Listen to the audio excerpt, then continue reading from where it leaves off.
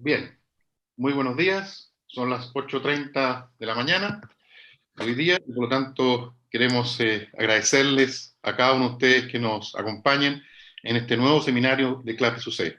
Soy Hernández Solminiac, director de CLAPES UC, y estamos muy contentos de poder iniciar el año con este seminario que cuenta con un trabajo que se hizo el año pasado con investigadores de CLAPES UC, que da cuenta en el análisis entre el crimen y el impacto en el negocio inmobiliario, y por lo tanto creemos que es interesante el trabajo que han hecho ellos para poder presentar ante ustedes, a través de este seminario, con interesantes invitados que pueden complementar el punto de vista de este estudio, de modo de poner en debate este elemento que es importante en esta actividad. Para ello, le hemos pedido a Arturo Cifuentes, quien es ingeniero civil de la Universidad de Chile, MBA de New York University y doctorado en Caltech. Y por lo tanto, él va a exponer el trabajo y después Shirley Redobrán, que es economista de la Universidad Católica de Ecuador y magíster de Economía de la Universidad Católica e investigadora CLAPES UC, va a presentar el panel y vamos a producir esa discusión. Así que agradeciéndole nuevamente a cada una de las personas que están participando en este panel y a todos ustedes que nos están escuchando, dejo a Shirley que va a presentar a quienes nos van a hacer la presentación hoy día. Por favor, Shirley, buenos días. Buenos días, muchas gracias por la presentación, Hernán, y muchas gracias a nuestros panelistas y a todos los participantes que en esta mañana nos observan vía streaming. Les comento que en esta oportunidad vamos a discutir un poco sobre los efectos del crimen en el mercado inmobiliario y en la calidad de vida. También les voy a contar que este seminario se va a desarrollar en dos partes. Primero, como lo decía Hernán, Arturo Cifuentes va a realizar una pequeña introducción respecto al tema que vamos a tratar en el día de hoy y luego ya junto a nuestro panel de expertos vamos a profundizar un poco más sobre la temática. Antes de iniciar el panel voy a hacer la presentación respectiva de cada uno de nuestros panelistas, pero ahora quiero ceder la palabra a Arturo. Arturo tiene un doctorado en mecánica aplicada y un máster en ingeniería civil del California Institute of Technology, Caltech. También tiene un MBA en finanzas de la Universidad de Nueva York y el título de ingeniero civil en la Universidad de Chile. Actualmente es investigador asociado de CLAPES UC. Previamente se desempeñó como presidente del Comité de Inversiones del Fondo Soberano de Chile. Fue también miembro del directorio de la Facultad de Humanidades y Ciencias Sociales del Caltech, además de una extensa trayectoria. Te cedo la palabra, Arturo. Gracias, Shirley. Me tienes que dejar compartir la pantalla también, ¿no es cierto? A ver, vamos a ver si la tecnología me acompaña aquí. Y ustedes me dicen si... Se ve. Vamos. Se ve. Hay que poner la presentación nomás, pero se ve. Ahí está. ¿Se ve bien ahí ¿Se ve bien? Ya. Sí, se ve muy bien. Ya, perfecto. Buenos días, muchas gracias por atender nuestro seminario y por haberse levantado temprano para hablar de crimen, delincuencia, vivienda y calidad de vida, que son los tópicos que nuestros panelistas van a discutir. Yo brevemente voy a tratar de enfatizar tres puntos que me parecen importantes con el propósito como de preámbulo a la discusión que viene, que es el plato fuerte. Esencialmente hay tres puntos con los cuales los quiero dejar a ustedes, los quiero convencer de que son importantes. El primero es, a los chilenos les preocupa mucho la delincuencia y el crimen. Esa no es una preocupación de hoy día, sino que es algo que relativamente permanente que viene de hace bastante tiempo atrás. Es decir, a la mayoría de los chilenos los temas relacionados con el crimen y la delincuencia les preocupan mucho. El segundo tema es que en Chile, por algunos motivos que ya vamos a discutir en un segundo, la mayoría de las personas considera que la casa es un vehículo de inversión. O dicho de otra manera, una parte importante de los ahorros de los chilenos están en su casa. Y por último, evidentemente, como ustedes sospecharán, aunque esto tiene algunos matices un poco sutiles, que los va a discutir Natalie después, el crimen tiene un efecto negativo en el valor de las propiedades. Esto es interesante, se los muestro para avalar un poco lo que decía. Esta es una encuesta del CEP del año 2016 y 2017. Y como ustedes pueden ver acá, el tema más importante que les preocupa a los chilenos es la delincuencia. marqué la corrupción en estricto rigor, digamos, que está en el punto número 4, es también una forma de delincuencia, así que por eso lo marqué allá. Lo que es interesante, bueno, esto lo menciono como algo colateral, digamos, no está relacionado con el tema que estamos discutiendo hoy día, pero es interesante cuando estaba preparando esta presentación, si ustedes se fijan, esto es el año 2016-2017, y la reforma constitucional y las pensiones ni siquiera aparecen con una prioridad del menos del 2%. Eso lo menciono como curiosidad, digamos, no tiene mucho que ver con el tema de hoy día, pero me parece que es interesante. Después viene la misma encuesta del CEP, del año 2020 no hay, esta es de 2019, diciembre del 2019, después de que viene la ola de violencia y el terrorismo urbano, digamos, y vemos que aquí cambia esto un poco y las pensiones se transforman en el tema más importante, la delincuencia cae, y como les decía, desgraciadamente no tenemos una encuesta más reciente del CEP, esta es otra encuesta. Esto es del año 2020 y 2021, ya después de la ola de violencia hasta que empieza a fines de 2019, y de nuevo se ve que el crimen y la violencia pasan a ser una preocupación importante. O sea, lo concreto de esto es que la preocupación de los chilenos por el crimen y la violencia no es algo de hoy día, sino que algo que venía desde mucho antes. Ya, este es un estudio distinto, de espacio público. Los resultados de este diagrama muestran inequívocamente algo que todos sospechamos y es bastante vergonzoso, que los chilenos son bastante xenofóbicos, ¿eh? No hay otra manera de interpretar esto. ¿Ya? La razón por la cual lo pongo aquí es simplemente porque en Chile incorrectamente se asocia un poco la delincuencia a los inmigrantes, ¿eh? Lo cual también es incorrecto, digamos. Pero el único punto que quiero hacer resaltar acá es que a los chilenos en general, según, no digo que sea correcto, pero les preocupa los inmigrantes porque lo asocian aparentemente a problemas relacionados con delincuencia. O sea, lo que quiero enfatizar acá es que a los chilenos les preocupa la delincuencia, no estoy tratando de insinuar. Y de hecho, la evidencia es la contraria, es que los inmigrantes traigan delincuencia. Lamentablemente esto muestra, si ustedes ven ahí, no voy a leer cada una de las cosas ahí, pero son sentimientos bastante xenofóbicos, digamos, ya, de los cuales no deberíamos estar muy orgullosos, pero en fin. Esta otra cosa que es importante, en Chile, más o menos el 60% de las personas son dueños de la vivienda.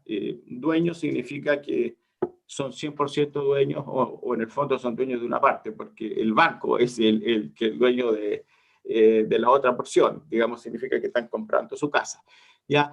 3,5 millones de hogares son los que son dueños de su vivienda. Es un número que ha ido bajando este último tiempo, pero tiene que ver con el hecho de que la casa propia es un activo importante para la mayoría de los chilenos. Ahora, esto también es relevante por lo que decía hace un momento. En Chile, desgraciadamente, ahí está la cita del estudio, la gente es muy ignorante con respecto a temas financieros muy básicos, ¿ya? Y comparado con otros países, el entendimiento que la mayoría de los chilenos tienen de conceptos básicos como inflación, tasa de interés compuesto, es muy primitivo y muchas veces equivocado. Entonces, en este contexto, no es raro que la gente que evidentemente no sabe lo que es acciones, bonos, otras alternativas de inversiones, que en otros países la gente ocupa, percibe la casa como una cosa intuitivamente fácil de entender como inversión. O sea, uno compra la casa, espera 20 años y después la vende, ¿ya? Entonces, eso es lo que quería enfatizar, digamos. Es cierto que existen en Chile, como en otros países, incentivos tributarios, ayudas, subsidios para comprar una casa, pero en parte los chilenos consideran la casa como un activo de inversión importante. Este ministro, digamos, en algún momento hizo un par de observaciones que fueron un poco controversiales. En cierto sentido está 50% en lo correcto y 50% equivocado. Digamos, es cierto que, como decía, que muchos chilenos su ahorro más importante es la casa, pero la cantidad de chilenos que tiene su casa y algo más, lo que aquí se refería el ministro entonces como la casita y 2 departamentos. En general es un grupo bastante pequeño, son 400.000 chilenos en un país de 18 millones de personas, o sea, no es tan grande como el ministro pensaba, pero sí que es importante como factor de ahorro. Mercer es una firma internacional que hace todos los años un rating de distintas ciudades en cuanto a calidad de vida. Estos son los factores que ellos consideran. Evidentemente puse este acá porque el crimen es uno de los factores importantes, evidentemente afecta la calidad de vida. Y en ese mismo contexto, aquí podemos ver que Santiago no está muy arriba en calidad de vida, digamos, ¿ya? Está, digamos, la lista sigue, son prácticamente 200 ciudades las que hay, pero son varias las ciudades que están más arriba de Santiago en cuanto a la calidad de vida. Y por último les quiero mostrar esto, este gráfico, esto es lo último que les quería mostrar. Este gráfico está basado en el índice inmobiliario que CLAPE saca junto con Real Data. Y aquí lo corté y lo puse a comienzos del 2019, que cuando empieza digamos, a fines del 2019 empieza como la ola de violencia más severa en Santiago. Y aquí se ve una cosa interesante. Es cierto que esto está combinado con la pandemia, digamos, pero lo que uno puede ver es que los precios de las casas con respecto al año 19 bajan y los departamentos suben, ¿no? Uno podría especular que eso se debe a preocupación por el crimen, qué sé yo, pero eso es otro cuento. Y lo otro que pasa estos últimos 2 años, y aquí es muy difícil separar lo que es la ola de delincuencia con la pandemia, es que el número de las transacciones baja, ¿ya?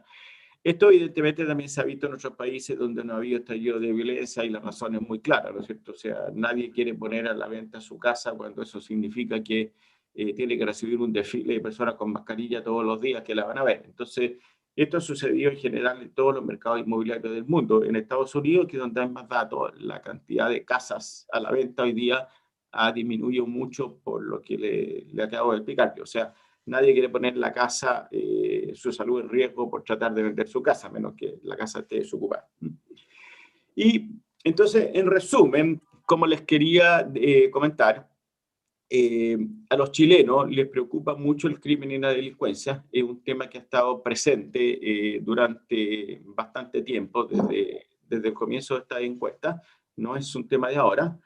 Evidentemente el crimen y la delincuencia afectan el valor de las propiedades de forma negativa, pero eso es un poco más sutil. Natalie tal vez lo va a explicar un poco después. Digamos, esa afirmación es correcta, pero tiene algunas sutilezas y algunos matices que son interesantes.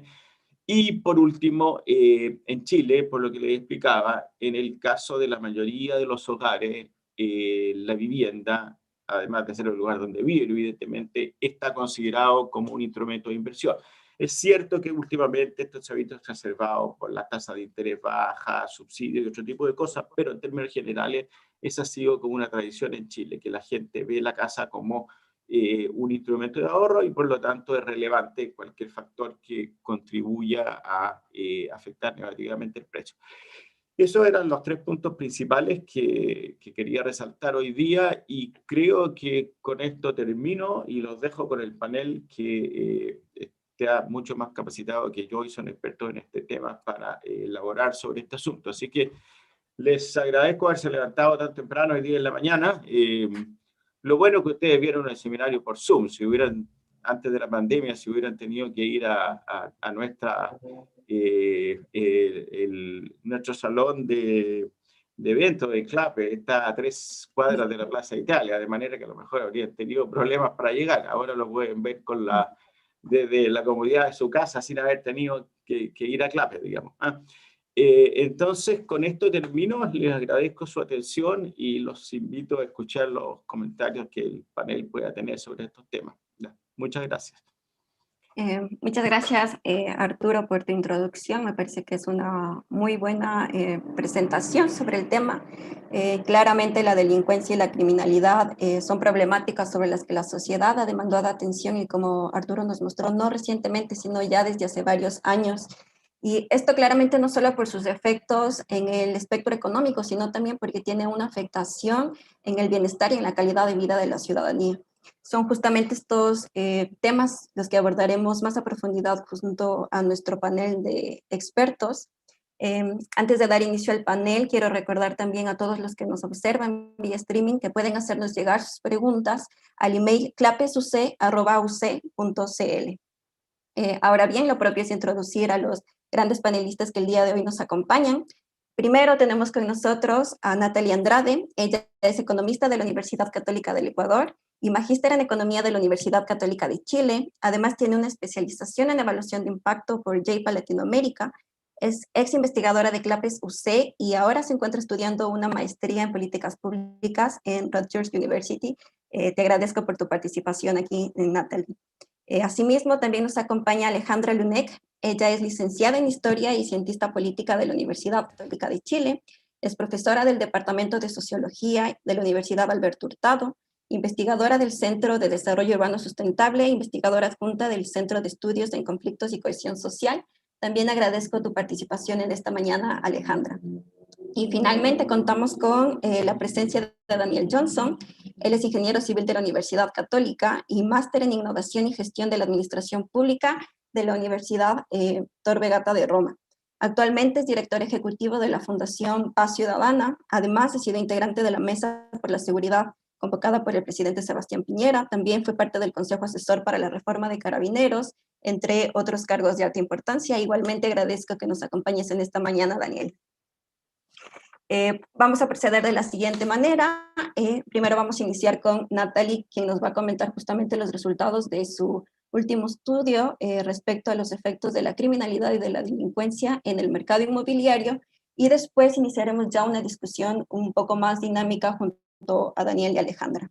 Te doy la palabra, Natalie, y cuéntanos cuáles fueron los resultados de tu investigación. Muchas gracias, Shirley. Primero, buenos días a todos. Quiero agradecerles a todos por su presencia. Y bueno, para comenzar les voy a contar sobre el estudio que realizamos en CLAPES y los principales resultados que obtuvimos. Como lo mencionó Arturo, para muchas familias su hogar es su activo más valioso y la presencia del crimen impone altos costos tanto financieros como emocionales para la sociedad. En este sentido, resulta relevante comprender el impacto potencial del crimen sobre los precios de las propiedades, además de las implicaciones de políticas públicas y las decisiones de inversión personal. Es esa situación precisamente la que nos motivó a realizar el estudio en CLAPES UC. Específicamente, nosotros investigamos la relación entre delincuencia y precios de las propiedades en el mercado inmobiliario de Santiago. El estudio considera dos tipos de propiedades, casas y departamentos, y diferentes tipos de delitos. Uno de los aspectos relevantes del estudio es la importancia de utilizar un enfoque de mínimos cuadrados en dos etapas basados en variables instrumentales para abordar la problemática de la endogeneidad del crimen. Dicho esto, los principales objetivos del estudio fueron tres. El primero fue determinar si en términos generales la delincuencia tiene un efecto negativo sobre los precios de las propiedades. El segundo fue si los diferentes tipos de crímenes afectan el valor de las propiedades de manera diferente. Y el tercero es que si los precios de casas y departamentos responden al crimen de manera diferente. En relación con los crímenes, consideramos 12 tipos de delitos que se caracterizan por ser violentos y no violentos. Además, utilizamos variables adicionales para controlar por otros factores que podrían afectar la oferta y demanda en el mercado de las viviendas. Nuestro periodo de estudio fue desde el 2007 hasta el 2018. Utilizamos datos trimestrales para toda la región metropolitana. También utilizamos versiones rezagadas en el modelo, es decir, utilizamos rezagos de medio año y de un año para medir los efectos. Y la intuición de esto es que el mercado tarda algo de tiempo en procesar la información relacionada con el crimen y luego muestra los efectos sobre los precios de las propiedades. Dado esto, los resultados que obtuvimos en el estudio indican que efectivamente en Santiago la delincuencia tiene un efecto negativo sobre los precios de las propiedades. Sin embargo, el efecto presenta un patrón diferente en relación con los rezagos. Por ejemplo, tenemos que los precios en los departamentos parecen reaccionar casi en tiempo real al crimen, y los efectos a lo largo del tiempo son relativamente estables y significativos en todos los casos, es decir, con rezagos y sin rezagos. Por otro lado, también tenemos que los precios de las casas tienden a reaccionar más lentamente. De hecho, no tenemos efectos significativos sin rezagos. El efecto, sin embargo, comienza a ser significativo con un rezago de 1 año en relación con todos los delitos que consideramos. Lo anterior sugiere que los departamentos son más sensibles a cambios en el crimen que las casas. Es decir, bueno, en general que los efectos son más fuertes con rezagos más largos, lo que sugiere que el mercado necesita tiempo para procesar por completo la información relacionada con el delito, como les mencioné antes. Finalmente, algo en lo que me gustaría hacer énfasis es que, curiosamente, la clasificación de los 12 delitos individuales que consideramos por tamaño del efecto es notablemente estable en el tiempo. Es decir, independientemente del rezago o del tipo de propiedad que consideramos, el robo en lugares habitados y los delitos contra la propiedad terminan siempre como los dos crímenes que son más perjudiciales para los precios de las propiedades. Por el contrario, también vimos que los robos de vehículos y las peleas públicas poseen el menor impacto. Y bueno, y para terminar, un resultado que es más interesante aún es que las elasticidades, precios de los dos tipos de viviendas que consideramos con respecto tanto a delitos contra la propiedad como delitos contra las personas son muy similares en el mercado en Santiago. Muchas gracias. Gracias, Natalie, por compartirnos estos resultados. Justamente me parece que tu estudio ofrece una buena revisión, aunque inicial, sobre los efectos que puede tener la criminalidad en el mercado inmobiliario en Santiago y en Chile en general. Como observamos, altas tasas de criminalidad tienden a reducir el valor de los bienes inmuebles, aunque claramente, como lo mencionaste, la magnitud de este efecto va a depender del tipo de crimen, pero también del tipo del inmueble. Así sorprende que justamente los departamentos reaccionan con más rapidez que justamente las casas. Ahora bien, me gustaría que desde su perspectiva y desde su conocimiento, Daniel y Alejandra nos compartan cómo entienden o cómo interpretar los resultados mostrados por el estudio de Natalie. Empezamos contigo, Daniel. Bueno, muchas gracias primero por invitarme. Un honor estar en este panel con Alejandra, que bueno, hemos coincidido en muchas actividades distintas y siempre un gusto estar contigo también y con todos ustedes en estas actividades. Primero, felicitar el estudio. Yo creo que es muy importante que en Chile tengamos distintas mediciones que nos vayan aproximando a dimensionar correctamente cuál es el daño que el delito tiene.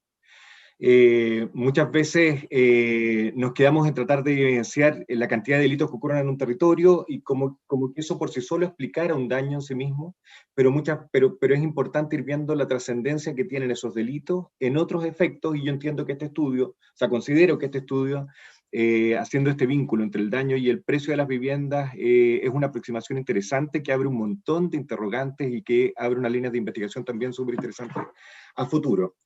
Si bien evidentemente identifica o trata de identificar cómo se relaciona el delito con el precio de las viviendas, también evidentemente explora nos abre la puerta a explorar en relaciones un poco más complejas, en cómo el precio, ya lo explicaban ustedes, cómo el precio tiene que ver con los beneficios que una vivienda genera, cómo la inseguridad afecta esos beneficios directamente, pero también cómo la inseguridad es afectada por el delito. Uno tiende a pensar que la inseguridad y delitos son una cosa que avanzan en conjunto, y la verdad es que hay muchos otros factores que afectan la inseguridad más allá de los delitos. Y la primera variable en esto, que ustedes ya lo ven, es que los delitos no son todos iguales y hay diferentes tipos de delitos, por eso yo aplaudo también que ustedes hayan hecho esta categorización de 12 tipos de delitos diferentes. nosotros, que algo que pudiera parecer obvio es algo que en Chile no lo hacemos muy frecuentemente. Nosotros agarramos estos delitos de mayor connotación social y vemos si aumentaron o disminuyeron, y la verdad es que mezclar hurtos con homicidios es una aberración. O sea, puede ser que los delitos de mayor connotación social estén aumentando porque aumentaron los hurtos, sin embargo el daño que ese conjunto de delitos están haciendo puede haber disminuido de forma importante si han bajado los homicidios, los robos con violencia, otros delitos que son mucho más dañinos. Entonces aquí el daño del delito como concepto yo creo que es muy relevante, y eso ustedes lo manejan al distribuir los delitos en distintas categorías, y eso a mí me parece que es un acierto también del estudio y que es interesante. En Chile, y aquí, perdonen que me vaya a unas historias anteriores mías, pero bueno, yo trabajé en el Servio Metropolitano, un tiempo en el Ministerio de Vivienda, y Chile tiene una historia de vivienda bien particular. O sea, nosotros solucionamos el problema de techo con un subsidio que otorgaba una vivienda en propiedad. Y Arturo aquí explicaba el tema de que en Chile tenemos un porcentaje altísimo de propietarios de vivienda y cómo consideramos la vivienda como un vehículo de inversión y de ahorro. Y esto es súper relevante en el país porque es una política pública que se definió así. Muchos países han resuelto los problemas de vivienda a través de arriendo, subsidios de arriendo, de viviendas públicas entregadas a los ciudadanos mientras necesitan, mientras están en una situación que requieren un apoyo. Nosotros no, nosotros como país decidimos entregarle una vivienda en propiedad.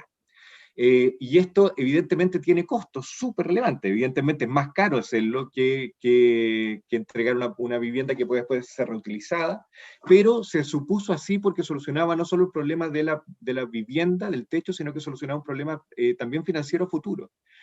Le daba una base patrimonial que permitía que esas familias no tuvieran que pagar más arriendo, tuvieran una dirección, etcétera, y que eso fuera generando un beneficio futuro. Pero evidentemente eso genera rigideces importantísimas. O sea, nosotros construimos viviendas sociales en que todas las casas son de 55 metros cuadrados, con 3 dormitorios, cuando puede ser una pareja de adultos mayores que a lo mejor necesita una pura habitación. Entonces rigidiza la solución que se entrega, y eso es caro. Y por otro lado también lo que hace es que, como no quieren, el Estado no quiere que se pierda esa propiedad, también genera restricciones súper importantes a la transacción de esa propiedad.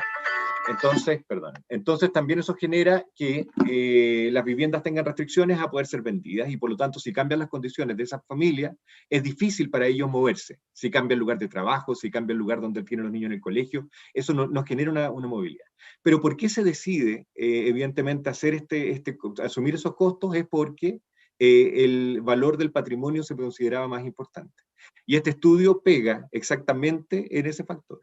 O sea, si es que la vivienda pierde su valor en el futuro, evidentemente la solución que se planificó pierde todo sentido. Y por lo tanto es súper relevante ver esa concatenación. Ahora, lo hemos logrado. Hemos logrado que estos proyectos de vivienda social o las viviendas que estamos entregando mantengan su valor. Es difícil, y aquí introduzco alguna variable que por eso le decía que a futuro tenemos que investigar. Los proyectos de vivienda social y las viviendas sociales tienen un problema exactamente en el precio. Para transarse, se transan muchas veces nuevamente con un subsidio, que se llama subsidio de adquisición de vivienda construida. Y ese subsidio tiene un monto fijo. Y por lo tanto, cuando se compra una vivienda social, se compra por el precio del subsidio. Nadie espera que le compre la casa, si está siendo comprada con subsidio, que deje un vuelto, que gaste una parte del subsidio. Se gasta en general el 100% del subsidio, y eso fija un piso, evidentemente, para la transacción de vivienda social, entonces no lo vamos a poder monitorear bien. Pero hay un costo para el Estado, evidentemente, que está comprando una vivienda que tiene un menor valor por un valor más alto, por estos problemas que se generan. Entonces, cerrando ese paréntesis de vivienda, creo que ahí tenemos un punto muy importante, y este estudio justifica las políticas públicas que nosotros podamos implementar en que permitan que los conjuntos de vivienda social que construimos hoy día, que entre paréntesis son más de 100 conjuntos de las viviendas para grupos más vulnerables al año. O sea, estamos hablando que al año se construyen alrededor de 50.000 o más de 50.000, como 55.000 en realidad, viviendas subsidiadas en Chile, y que eso es equivalente a la Comuna de Providencia.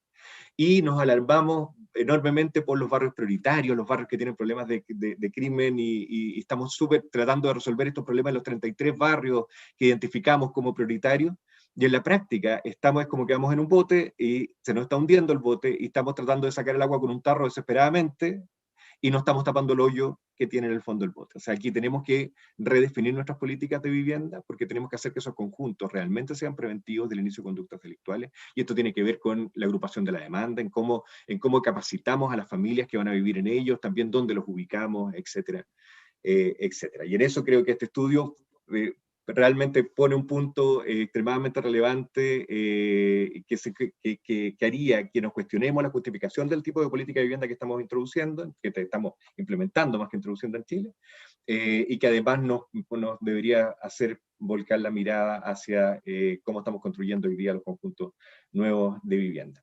Ahora, con respecto al estudio, evidentemente hay dificultades y que tenemos que abordar también en el futuro. El tema comunal es un problema que nosotros también tenemos. Como fundación, cuando nosotros hacemos estudios, nos cuesta encontrar datos que tengan una agrupación que sea suficientemente fina para determinar los problemas delictuales. Hablar de comunas es un trazo que queda un poco grueso para poder sacar conclusiones en este tipo de cosas. Sabemos que hay comunas que tienen realidades muy distintas, las dimensiones de las comunas, ya solo en la región metropolitana, son muy distintas. La cantidad de habitantes que tienen es muy diferente y por lo tanto podemos sacar conclusiones erradas cuando vemos comunas que tienen situaciones delictuales muy distintas en su mismo territorio. Y por último, también es súper importante considerar que los delitos que ocurren en un territorio no afectan de la misma manera a todas las personas del territorio. Un tema es, por ejemplo, la división comunal. Suelen estar las divisiones comunales en las vías estructurantes de la ciudad, las fronteras de las comunas. Y suele ser también las vías estructurantes de la ciudad donde se cometen más delitos, porque la mayor cantidad de los delitos ocurren en la vía pública y donde se concentra mayor cantidad de personas, por lo tanto donde transita más personas, y esas suelen ser las vías más grandes, y esas suelen ser las vías que dividen las comunas. Entonces ahí hay un problema porque los delitos se concentran en general algunas tipologías, pero que son la mayoría de los que ocurren en Chile se concentran exactamente en estas vías. Entonces hay un problema de cómo diferenciamos eso. Y también porque los delitos afectan distinto a las personas que habitan en el territorio, a las personas que circulan por los territorios. O sea, hay comunas que tienen una población flotante enorme y que van a tener una cantidad de delitos muy grande y que pueden afectar a esa población flotante, pero no necesariamente a los habitantes directamente de la comuna. Para no alargarme más, yo creo que ya me alargué bastante, no sé cuánto tiempo tenemos, pero agradecer de nuevo la invitación y creo que esto abre... ¿Perdón? 5 minutos, esperamos que cada respuesta sea más o menos, pero está bien. Entonces estoy extremadamente pasado, así que ya, me callo ahora. Muchas gracias. Gracias por la invitación. Muchas gracias, Daniel. Igual es bastante interesante lo que acabas de decir. Justamente la criminalidad es una problemática transversal y que hay que ser tratada porque, como mencionas, incluso tiene afectación en políticas de vivienda que, como mencionaste, son altamente costosas y que pueden ir justamente en el detrimento de su efectividad. Ahora bien, me gustaría saber, Alejandra, ¿qué opinas respecto al estudio y qué opinas también respecto a los aspectos que Daniel nos ha mencionado? Muchas gracias por la invitación, un gusto estar con ustedes, con Daniel también nuevamente en este espacio. Felicitaciones por el estudio también. Voy a retomar un poco lo que dijo Daniel respecto a la importancia de la investigación en esta materia, de la medición también, que en nuestro país es tan escasa. A nivel como global, la criminología, la verdad es que uno encuentra muchos estudios sobre mediciones de impacto en políticas públicas, y su impacto en la calidad de vida o en la criminalidad o viceversa, pero en realidad nosotros en el país estamos bastante en ciernes respecto a eso. Entonces, el primer gran aporte tiene que ver con empezar a cimentar evidencia respecto a las relaciones que existen entre los fenómenos, que nosotros tenemos poco todavía en esta materia. Y también felicitarlas y también dar cuenta de cómo este estudio se ancla. Cuando leí el estudio y ya en la parte más metodológica, cuando tú decías el modelo de los Halls y el tema de la heterogeneidad de las variables, eso no es otra cosa, y fue inevitable pensarlo desde ahí, y a eso me quiero referir, que finalmente la relación crimen-ciudad o ciudad y crimen es bidireccional. Y por eso... Y eso se plantea metodológicamente en el estudio, pero me voy a referir a eso como teóricamente. Y respecto a eso, el estudio también se asienta en un acervo de conocimiento a nivel global que tiene que ver con cómo la ciudad produce delitos y cómo los delitos construyen y producen ciudad. Y es bidireccional. Entonces el estudio, y a esto de la teoría de lo que se ha llamado la fábrica urbana del temor y el crimen, tú la citas por ahí también a Secato, que es como un gran conocimiento que existe a nivel internacional respecto a esto y es un acervo conocimiento específico. Yo siento y creo que el estudio se asienta ahí, ¿no es cierto? Conversa con esa literatura y con esa evidencia, que nosotros, insisto, en Chile todavía tenemos muy poca.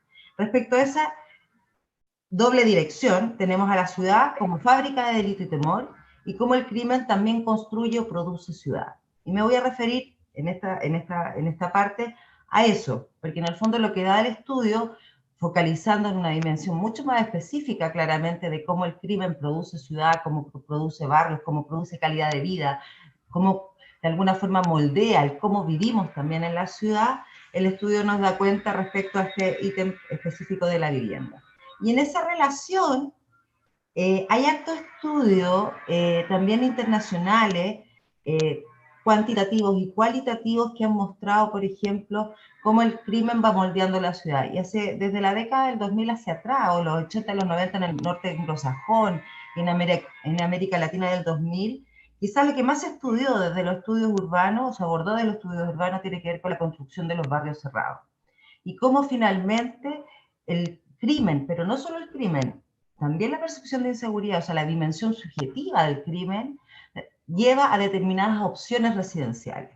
Entonces, una amplia gama de análisis se hicieron respecto a cuánto incidía esta inseguridad, este miedo y también los delitos respecto a dónde yo decido vivir, que es otra arista, digamos, un poco que explora o abre preguntas, se pueden abrir preguntas desde el paper.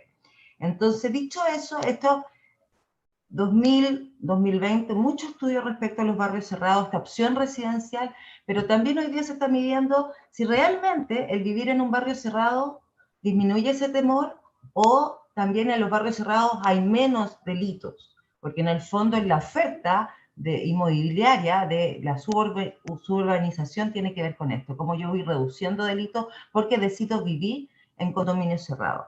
Y asociado a eso también otra arista de esto tiene que ver también, por ejemplo, el impacto que ha tenido en la escala microlocal, de cómo finalmente nos encerramos, construimos murallas, compramos dispositivos de seguridad, etcétera, afectando lo que las teorías que se llaman las logísticas del miedo, afectando la calidad de vida y el cómo la ciudad hoy día se ha convertido, y el barrio específicamente, y el entorno se ha ido convirtiendo como en un espacio de amenaza y de incertidumbre en la vida cotidiana. Entonces nuestras decisiones residenciales tienen que ver con esto, tienen que ver también en cómo habitamos, cómo nos relacionamos y cómo nos movemos por la ciudad. Daniel decía ya cómo, por ejemplo, en determinados espacios de transporte público las movilidades están completamente limitadas o condicionadas más bien por esta percepción de inseguridad, y por los tipos de delitos que ocurren en las áreas de flujo y de tránsito y de movilidad en las ciudades. No sé cómo estoy con el tiempo, Chile. No te escucho. Dale nomás, sigue nomás. Dale nomás, sí. Súper.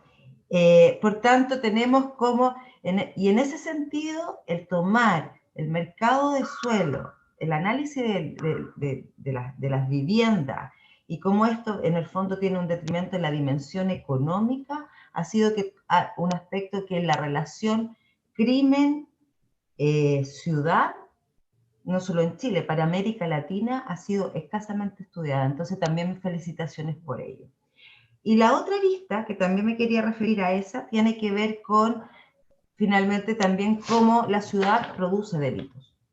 Y aquí, que es un poco a lo que señaló Daniel, hay muchos estudios también econométricos, sociométricos, que dan cuenta finalmente de cuáles tipos de delitos se concentran en determinados espacios urbanos. Por ejemplo, hay estudios que van mostrando cómo la definición, por ejemplo, de política pública o de política urbana, de diseñar las líneas de metro, como por ejemplo en los espacios de alta afluencia de público, hay estudios que muestran cómo, por ejemplo, la decisión de instalar nodales en los metros aumentan los robos a las viviendas en las áreas cercanas a esos centros de flujos de personas. O, por ejemplo, también hay otros estudios que no solamente analizan la relación entre transporte público y tipos de delito, sino transporte público, tipos de delito, miedo urbano y decisiones de movilidad de las personas en la ciudad. Entonces tenemos que finalmente todas aquellas definiciones que desde la política urbana se van tomando a nivel macroestructural o en la escala de la ciudad, también van produciendo determinados tipos de delitos. También podemos ver, por ejemplo, cómo esta ciudad también produce temor e inseguridad. O sea, procesos urbanos como la segregación, la fragmentación de las ciudades, el vivir cada vez más separados, cada vez más homogéneamente en determinados barrios, aumenta nuestra percepción de inseguridad. Porque nosotros, y esto está muy estudiado, se le teme siempre al espacio desconocido y al otro desconocido. Si nosotros vivimos cada vez más en barrios cerrados, o vivimos más bien en áreas o cada vez vamos menos a otras partes de la ciudad o a otros barrios, más le vamos a tener miedo a esos barrios y vamos a tender a vivir siempre más en espacios más reducidos y moviéndonos menos. Desde ahí la ciudad se construye como un otro peligroso, como un espacio de... En general, cuando tú ves los análisis de opciones residenciales, ¿qué es lo que buscan más las personas? Buscan tranquilidad, estar tranquilos. Y cuando te dicen estar tranquilos, refieren a vivir sin delincuencia. Y para estar tranquilos definen vivir en apartamentos o en barrios cerrados, porque sienten y perciben que van a estar más protegidos, ¿no es cierto? Cuando eso sucede, el parque, la plaza pública, el centro de la ciudad, incluso las calles y las avenidas de tránsito son percibidas como inseguras y se dejan de usar. Y eso hace que limitemos nuestra calidad de vida urbana, que cada vez vivamos con más temor y cada vez nos encerremos más. Y sin duda eso es una amenaza para la vida en común. Muchas gracias, Alejandra. Te voy a cortar para poder continuar con la conversación. Sin embargo, creo que es muy interesante lo que acabas de decir. Justamente me parece un punto importante considerar que justamente como lo mencionaste, el crimen justamente nos va a llevar a una construcción desde el punto de vista sociológico de lo que entendemos como sociedad, pero además también va a definir justamente la forma en cómo nos interaccionamos entre nosotros y nosotros justamente con el espacio en el que habitamos.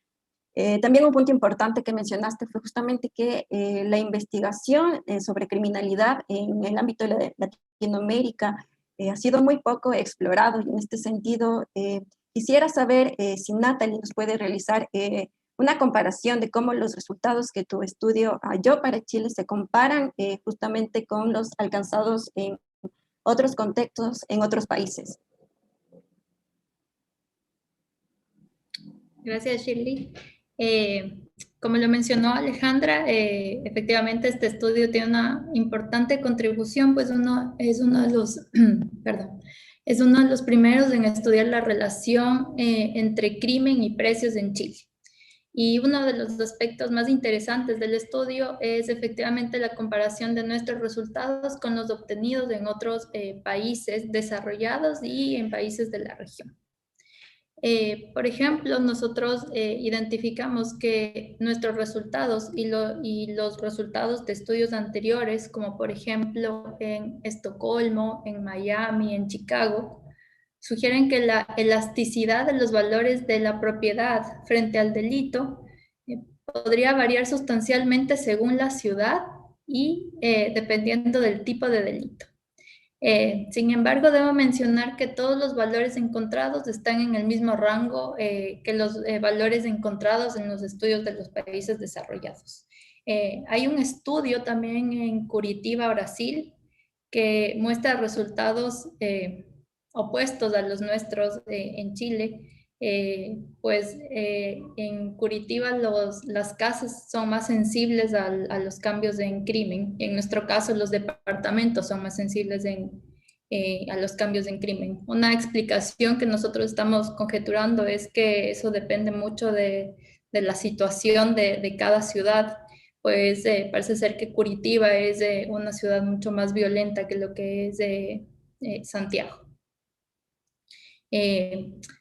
También me gustaría mencionar un resultado bastante peculiar que encontramos en el estudio, y es que a pesar de la tendencia general y esperada, al menos de manera intuitiva, detectada en relación al precio delito, o sea, es decir, que el delito correlaciona de manera negativa con los precios, nuestros datos también muestran un resultado contrario a la intuición.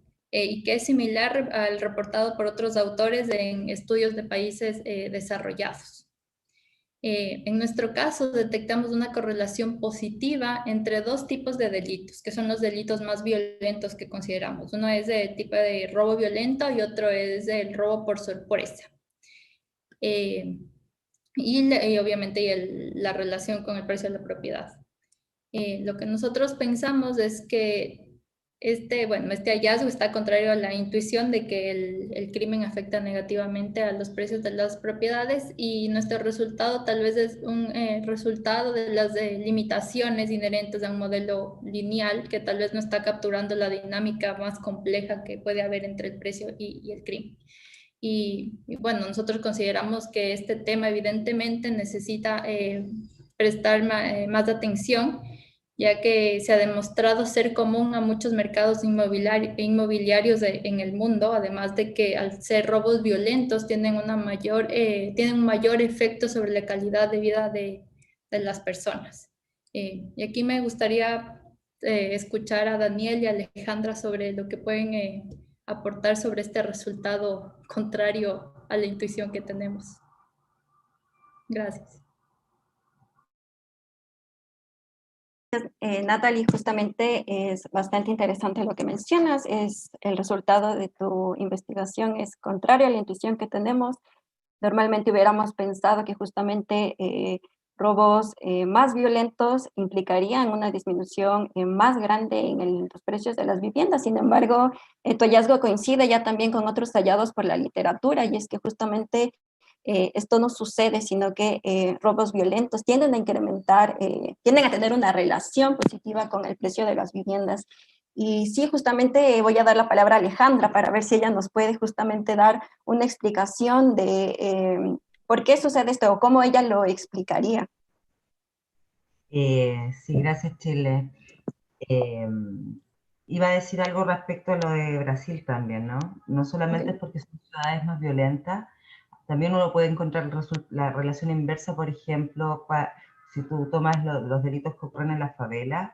Lo que he visto para la ciudad de Río de Janeiro al menos es que la propiedad de la favela ha subido, y eso tiene que ver con el crimen organizado. Entonces, estar localizado en favela ha llevado a que el crimen más organizado arriende y subarriende esas casas, y los precios de las casas a favelas ha subido, contrariamente a lo que se tendería a pensar, porque son los delitos más violentos que uno puede encontrar, digamos. Pero ahí el mercado de precios de casa es muy distinto. No sé cómo eso se puede comportar en Chile, no tengo evidencia para eso. Respecto a lo segundo, hay que atender también que, claro, el delito robo violento y el robo con sorpresa es a las personas. Y lo que te muestra la estadística criminal es que no necesariamente esos delitos reportados están ocurriendo en los barrios donde las personas viven. Habría que indagar dónde esos delitos ocurrieron, porque normalmente la estadística consigna donde el delito ocurre y no necesariamente donde la persona vive. Yo creo que aquí el dato más duro tendría que ver más bien con el delito a la vivienda, o el robo con fuerza a la vivienda, que finalmente es el que sí está relacionado directamente con tu hogar. Pero si yo soy asaltada en el centro de Santiago, difícilmente va a tener que ver con el reporte que tiene que ver con mi casa o con la demanda por casa en otras áreas residenciales. Además, porque estos tipos de delitos, como también señaló Daniel y yo antes, terminan ocurriendo muchas veces en aquellos lugares de mayor afluencia público, de los espacios más abiertos, de los trayectos de movilidad, etcétera, etcétera. Entonces, por tanto, no necesariamente van a estar directamente relacionados, pueden estar intermediados por otras variables para producir ese efecto en el precio. Muchas gracias, Alejandra. Ahora también me gustaría conocer un poco más sobre la opinión que tiene Daniel.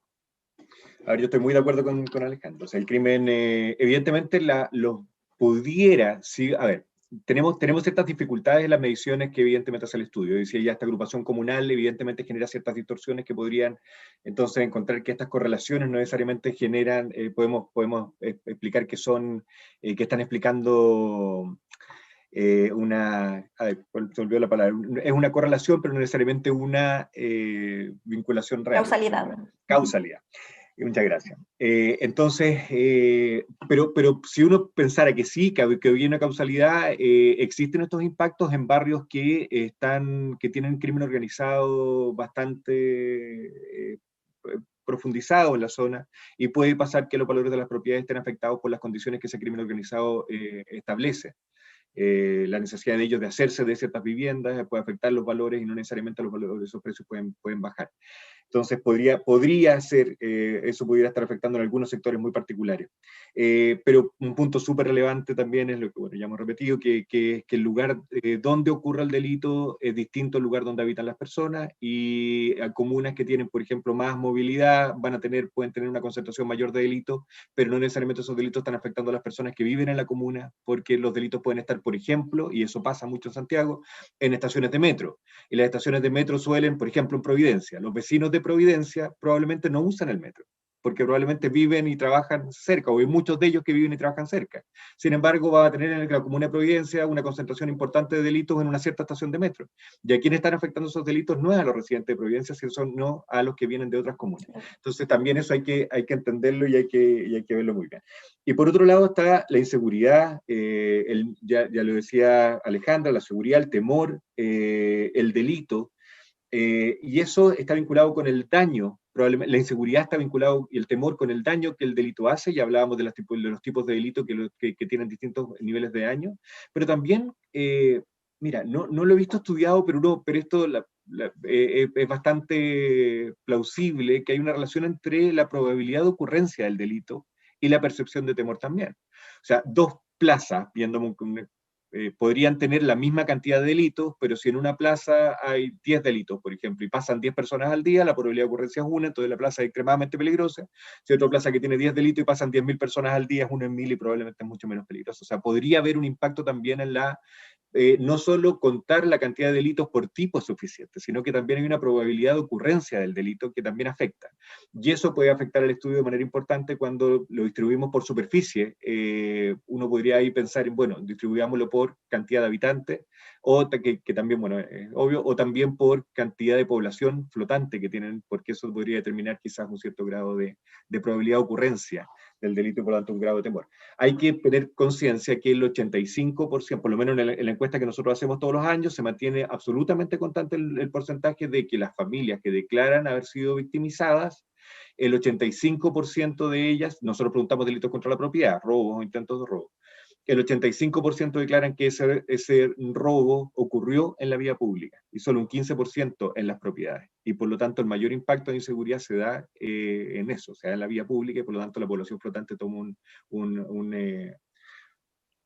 es relevante para poder hacer un análisis de este tipo. Muchas gracias, Daniel. Me parece que Arturo quiere complementar algo. Le doy la palabra a Arturo. Gracias, Shirley. Muy breve, me pareció bien interesante el alcance de Alejandra y Daniel con respecto a este hallazgo contraintuitivo. Nosotros con Natalie honestamente no supimos cómo explicar eso, más allá de que muchos investigadores lo han encontrado. Lo que sí quiero mencionar es que en muchos de los papers que nosotros revisamos, varios autores aventuraron algunas explicaciones de por qué el crimen podía estar correlacionado positivamente con el precio, que es completamente contraintuitivo, ¿no es cierto? Y debo confesar, y aquí creo que hablo también a nombre de Natalie, que ninguna de las explicaciones de algunos economistas que leímos nos parecieron satisfactorias. Por ejemplo, algunos conjeturaban que al haber crimen, yo le pongo un sistema de alarma electrónico sofisticado a mi casa, por lo tanto la casa sube de precio al tener... ese tipo de contorsiones no nos parecieron muy razonables. Otra, por ejemplo, decía, bueno, si yo le pongo una reja metálica a la casa y le pongo unos vidrios más seguros, he hecho una inversión que hace subir el precio de la casa y por lo tanto tenemos una sensación de que el crimen hace el inmueble más valioso, ¿ya? Eso lo menciono porque ninguna de esas explicaciones y otras similares nos parecieron satisfactorias, ¿ah? Un poco para tenerlo en mente, es un tema que todavía nadie ha podido explicar en forma razonable. A mí me parece más razonable lo que Alejandra y Daniel acaban de decir, digamos, que estas contorsiones conceptuales. Eso es todo. Muchas gracias, Arturo. Muy interesante justamente la conversación y las explicaciones que nos mencionaron Alejandra y Daniel. Bueno, hemos en esta primera parte discutido un poco sobre cuáles son los efectos económicos de la delincuencia en el mercado inmobiliario. Pero ahora quisiera que avancemos un poco más al aspecto de la calidad de vida. Alejandra ya lo mencionó un poco en su primera intervención, pero sí creo que es importante que ahondemos mucho más en este tema, justamente medir los impactos de la criminalidad en la calidad de vida es un poco más difícil de cuantificar, ¿no? Pero igual es importante conversarlo, y en este sentido me gustaría que Alejandra nos comparta cómo se traduce, cuáles son los impactos que tiene justamente la criminalidad o la delincuencia en la calidad de vida y cómo los distintos grupos poblacionales lo viven. Por ejemplo, sabemos que justamente las mujeres y las personas con discapacidad son los grupos más vulnerables ante la criminalidad y la delincuencia. Gracias, Chile. Bueno, es una pregunta compleja porque evidentemente abre muchas escalas y muchas dimensiones. Yo creo, hace un tiempo atrás hicimos un pequeño estudio bastante, solamente las correlaciones eran más bien a través de las georreferenciaciones, viendo cómo se comportaban los delitos en la ciudad y analizando cuál era el índice de calidad de vida urbana que mide la misma Universidad Católica, el Instituto de Estudio Urbano, con estas confluencias o concentraciones de delitos.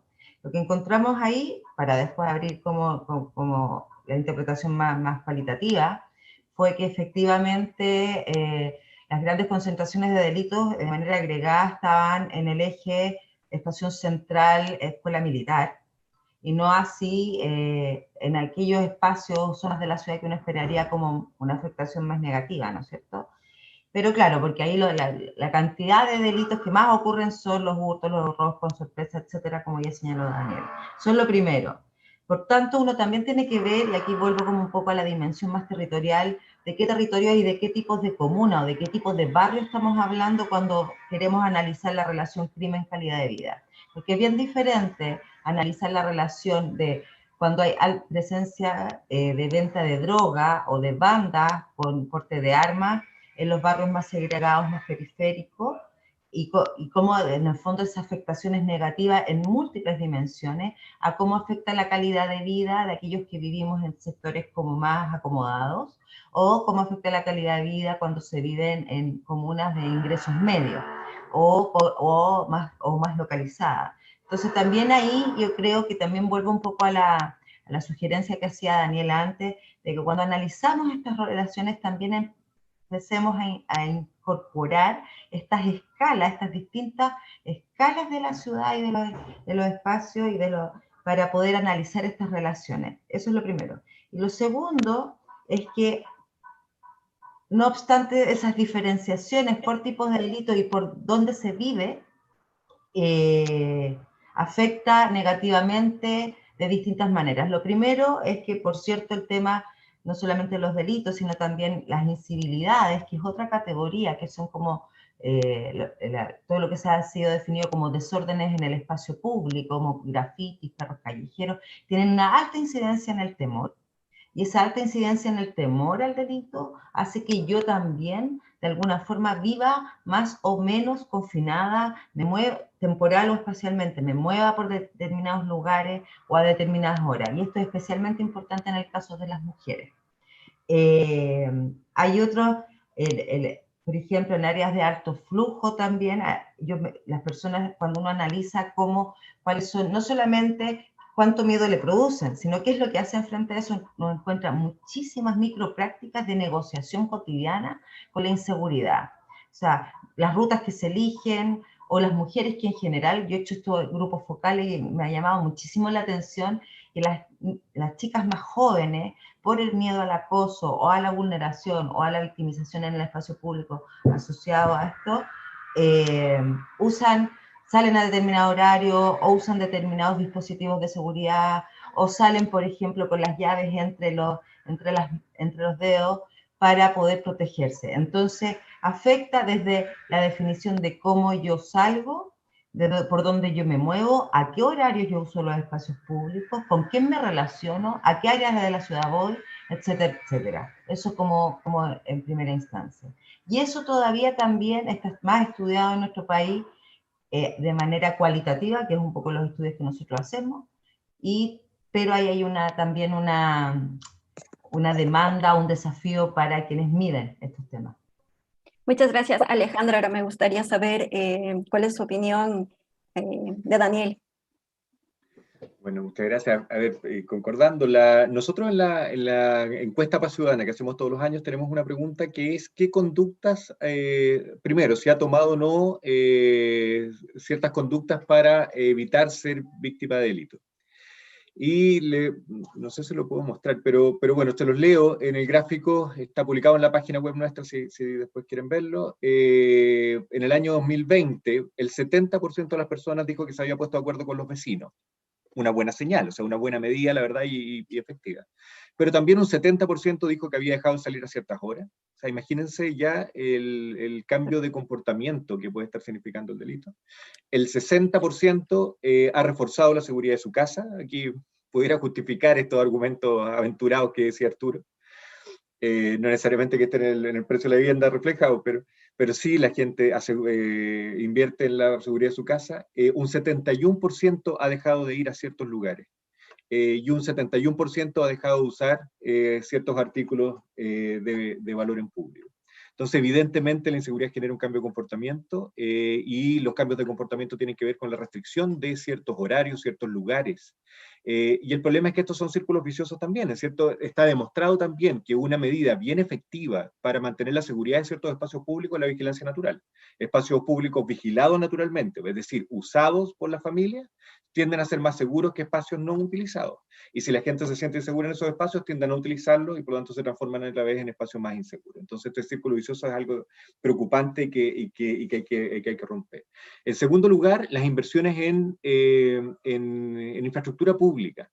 El beneficio está extremadamente limitado por la seguridad que tengamos percibida en esos espacios públicos. Evidentemente ya las plazas, como lo decíamos recién, pero también puede ser el transporte público, etc. De hecho, por ejemplo, también yéndome al tema de vivienda, uno de los criterios para definir si es que se le otorga el subsidio de la localización a un conjunto de vivienda que está postulando, que es un bono que se le da a los conjuntos para permitir que se ubiquen mejor dentro de la ciudad, es la distancia que tienen caminable hacia el colegio, por ejemplo, o hacia los paraderos de micro. Se definen distancias, o sea, desde el conjunto hasta estos servicios públicos.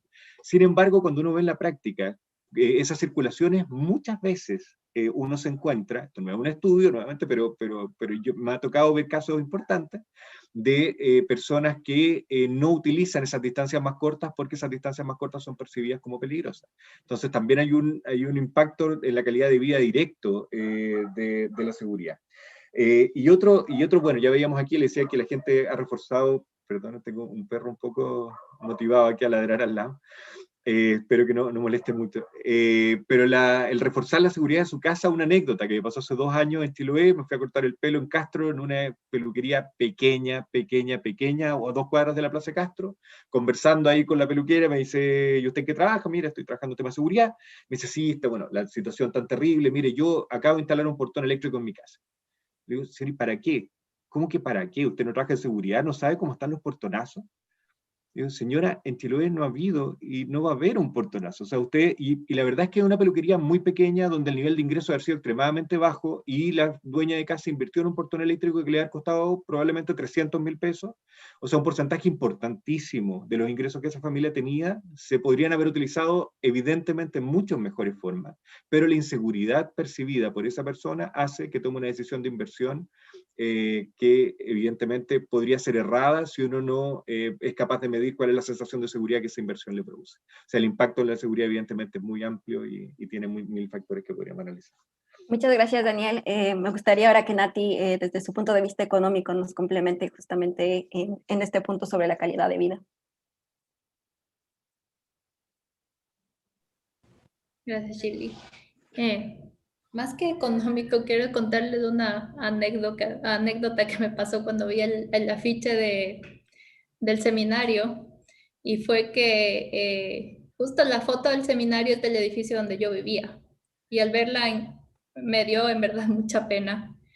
Y lo que me quedé pensando es en los efectos emocionales que tiene la presencia de crimen, de todos estos daños que causan al entorno. y que eso en verdad afecta la calidad de vida de las personas, ¿no? Sí, Entonces... justamente, como ha mencionado Alejandra y Daniel, y desde tu experiencia, Natalie, observamos que claramente los efectos de la delincuencia sobrepasan el espectro económico y tienen un efecto en nuestro comportamiento, en cómo nos interaccionamos e incluso en cómo las personas nos sentimos día con día. En razón de estos efectos que hemos discutido durante toda esta mañana, me gustaría saber, ahora bien, cómo avanzar para solucionarlo, cuáles son nuestras opciones de política pública justamente para mitigar la criminalidad, la delincuencia y sus efectos. A partir de tu estudio, por ejemplo, Natalie, cuéntanos cuáles son las lecciones de política que obtienes. Bueno, entre las principales lecciones de política desde la perspectiva, como dije, de las políticas públicas, es que los diferentes tipos de delitos tienen efectos notablemente distintos sobre los precios. O sea, tenemos diferentes elasticidades.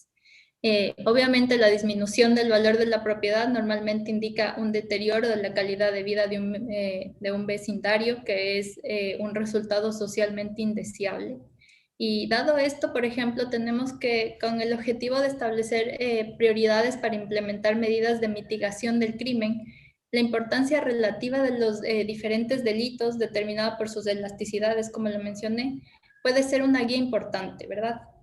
Además, los resultados del estudio sugieren que la eficacia de las políticas para reducción de la delincuencia, al menos al juzgar por las variaciones de los precios de las propiedades, solo se pueden medir después de un tiempo. O sea, los efectos rezagados pueden ser importantes. Y para el momento de decidir las políticas, creo que es una variable importante el tiempo. Y finalmente, pues tener un mejor entendimiento de la dinámica del precio-crimen en un vecindario puede ayudar a los bancos, a las compañías de seguro y los planificadores urbanos a tomar mejores decisiones. Muchas gracias, Natalie. Es bastante interesante lo que mencionas en cuanto a, claro, sabemos, por ejemplo, que presupuestariamente hablando, los montos que se destinan a través del Estado a seguridad son relativamente bajos y en este sentido, claro, hay que avanzar en políticas eficientes en mitigar el crimen. Y en este sentido, me gustaría que Daniel nos cuente desde su conocimiento cuáles han sido aquellas estrategias que la evidencia ha demostrado que son efectivas justamente en mitigar la criminalidad y la delincuencia y que muchas veces abandonan justamente un punto de vista punitivo, sino más bien avanzan en estrategias de prevención. Cuéntanos al respecto, Daniel. Así es. Mira, hay estudios que demuestran que la concentración de factores de riesgo explica bastante bien el inicio de conductas delictivas, o sea, la concentración de ciertos factores de riesgo. La verdad es que no hay uno por sí solo, pero en general cuando hay estudios en Estados Unidos de que niños que concentran 4 más factores de riesgo de una clasificación que ellos ya tienen hecha, tienen más del doble de posibilidades de involucrarse en conductas delictivas. O sea, hay evidencia de eso. Y por lo tanto tenemos que movernos evidentemente a un sistema que es absolutamente persecutorio y punitivo, a un sistema que sea más preventivo. Solo el 10% del presupuesto de nuestro sistema de seguridad y justicia se gasta en prevención. Todo el 90% restante se gasta en persecución. Y eso suele ser porque hay una percepción de que resolver los factores de riesgo suele pensarse que es caro y que son políticas de muy largo plazo y bueno, los gobiernos tan cortos la verdad es que atentan un poco contra esto. Pero en la práctica no es así. O sea, en Chile tenemos ciertos factores de riesgo que son bastante determinantes. O sea, si uno ve la población privada de libertad adulta, más del 80% no tiene escolaridad completa. Y evidentemente la deserción escolar es un factor de riesgo. Y por lo tanto, y los niños que están desertando el sistema escolar nosotros los conocemos. Y políticas que si bien se implementan, tenemos en Peñalolén, hay un programa interesante de reescolarización, pero eso debería ser una política transversal y hecha con mucha fuerza. Lo mismo, más del 40% de la población privada de libertad adulta declara, esto es una encuesta, declara que tuvo alguno de sus adultos referentes privados de libertad también. Por lo tanto, ¿qué estamos haciendo con los hijos de personas que están privadas de libertad hoy día? Y también hay un programa que se va abriendo caminos, pero también pensamos que puede reforzarse fuertemente. Entonces, la idea que quiero dar es que se conocen ciertos factores de riesgo, se pueden abordar, y no es terminar con todos los problemas sociales de Chile, que si bien es absolutamente deseable y todos lo queremos, si queremos abordar el tema del delito, tenemos ciertas acciones que son concretas y que podrían tener un impacto positivo.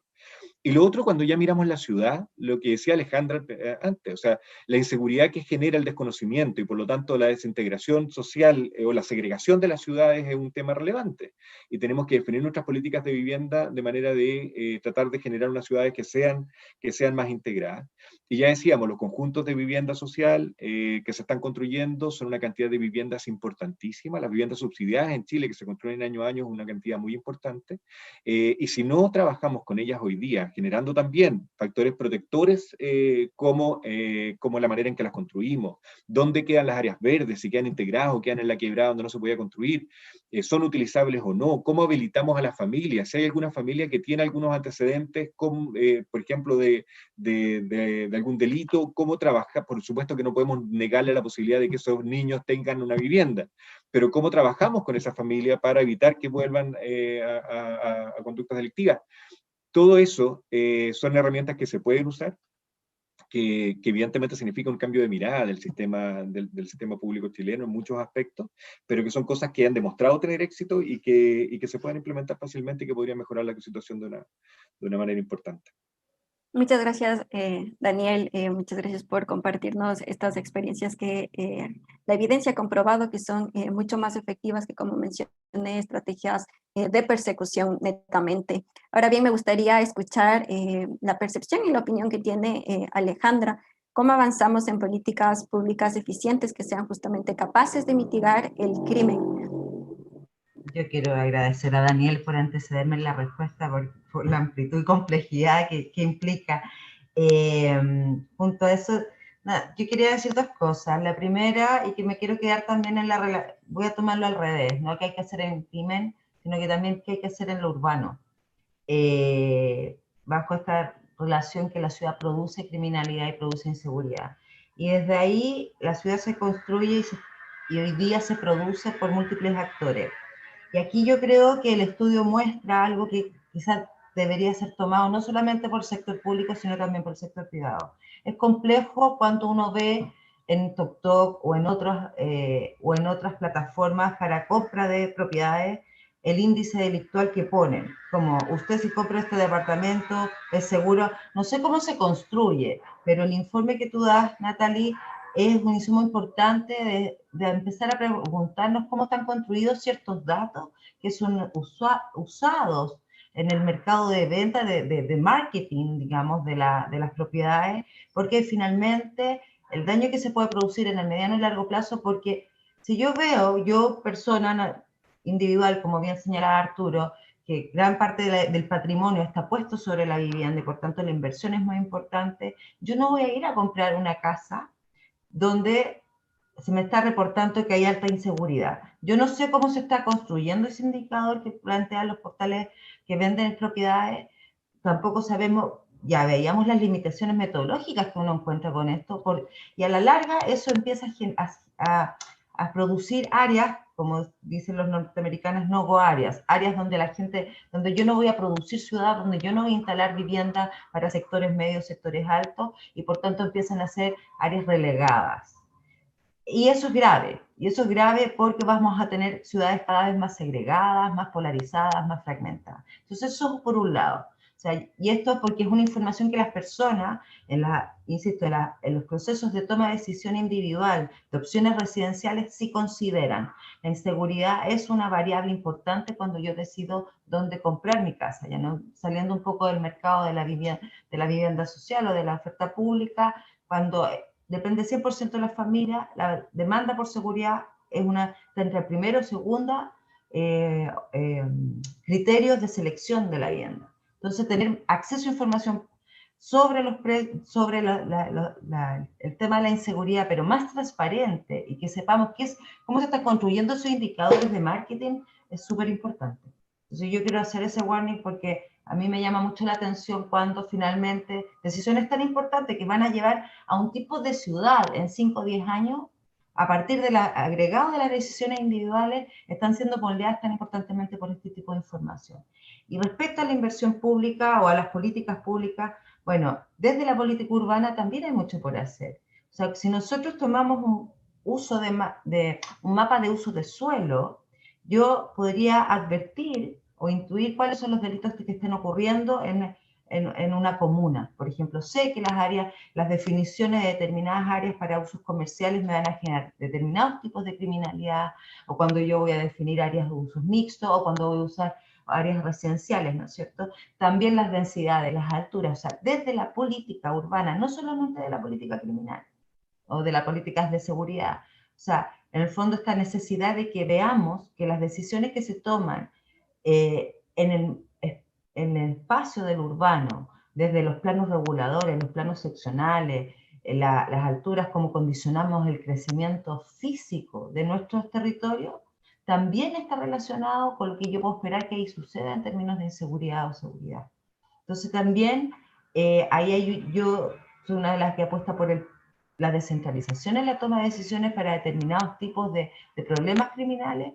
Creo que los gobiernos locales y específicamente los municipios tienen mucho que hacer, no necesariamente solamente instalando drones o cámaras o dispositivos, eso que la literatura denomina urbanismo militarizado, sino también a través de cómo planifica, y aquí el rol de la planificación urbana a la escala de lo local.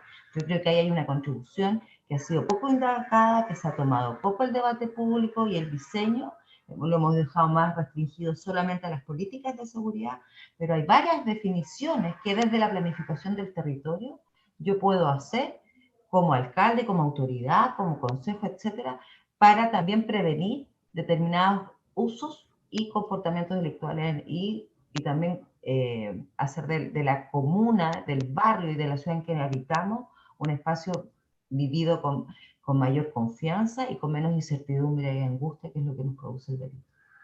Muchas gracias, Alejandra. Y quiero agradecer, ahora que estamos llegando ya a la parte final de este seminario, a todos ustedes por esta conversación que ha sido altamente estimulante. Yo creo que nos quedan muchos temas pendientes por discutir al respecto, pero con una limitación de horario creo que vamos a quedarnos hasta aquí. Sin embargo, los quiero invitar a que cada uno de ustedes cierre sus participaciones, ojalá en una reflexión que no dure más de 2 minutos, de modo de irnos con algunos puntos especiales. Vamos a empezar con Natalie.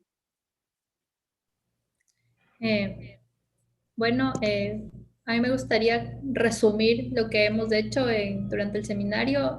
Hoy hemos hablado sobre los efectos negativos que tiene la delincuencia sobre los precios de las propiedades en Santiago y en la calidad de vida de las personas. Después de lo conversado y tomando en cuenta los resultados del estudio, creo que se debe poner especial atención al momento de diseñar las políticas públicas, como yo mencioné hace un momento, que buscan mitigar el crimen. Pues quiero hacer énfasis que estas deben considerar, en primer lugar, la magnitud de los efectos negativos que tienen cada uno de los delitos, y en segundo lugar, también creo que es importante considerar la dinámica temporal de dichos efectos. De esta manera, creo que las medidas de política podrían generar un verdadero mejoramiento en la calidad de vida de las personas. Muchas gracias, Natalie. Continuamos con Daniel. Bueno, yo agradecer nuevamente la invitación, felicitar nuevamente el trabajo, un trabajo muy seriamente hecho. La metodología evidentemente es algo que da gusto ver en un estudio de este tipo, así que felicitarlo nuevamente. Terminar quizás con una reflexión positiva. Yo soy súper optimista en general y trato de ser optimista en estos temas también. Parecieran inabordables, parecieran de largo plazo, o sea, son de largo plazo, pero parecieran inabordables. Y eso nos ha llevado muchas veces a la inacción. Y creo que en Chile tenemos la posibilidad de hacer cambios relevantes. Y para eso tenemos que movernos desde una persecución que ha sido claramente inefectiva hacia una prevención lo más temprana posible. Y esa prevención tiene que ver con factores psicosociales, pero también con factores situacionales. Y aquí lo que planteaba Alejandra, o sea, cómo la ciudad puede generar delitos y cómo tenemos que hacer una ciudad, por lo tanto, diseñemos una ciudad preventiva y cuáles son los incentivos que podemos dar para que esa ciudad se empiece a construir de esa manera. Y también mirar el otro extremo, que es la reinserción. Las personas nosotros tenemos un estudio de reinserción, también, o sea, de reincidencia, la verdad, que es triste la situación. Más del 50, como el 53% de las personas que han cumplido una condena vuelven a ser condenados antes de 3 años, a ser condenados. Más del 70% vuelve a tener contacto con el sistema de seguridad y justicia. Por lo tanto, las personas que están volviendo a cometer delitos es enorme, y una persona que estuvo privada de libertad, nosotros conocemos su historia. Sabemos, podemos investigar cuáles fueron las razones que lo llevaron a cometer un delito, cuáles son los factores de riesgo que él concentraba. Podemos tratarlos, a pesar también está la creencia de que es difícil cambiar esos comportamientos, hay programas que logran hacerlo de manera bien efectiva. Y en esas circunstancias, en esos pasos, son como esas perillas que uno pudiera pensar en el modelo del sistema de seguridad y justicia, que son factibles de usar y que nosotros podemos generar cambios, son las que tenemos que identificar rápidamente y tratar de empujar las políticas públicas hacia esos lugares. Así que muchas gracias y felicitaciones nuevamente. Muchas gracias. Nos vemos pronto. Muchas gracias, Daniel, a ti, y vamos a continuar con la reflexión de Alejandra. Muy cortito. Quiero agradecerte nuevamente el estudio, felicitarlo también y centrarme en eso. Y esto es como a modo testimonial.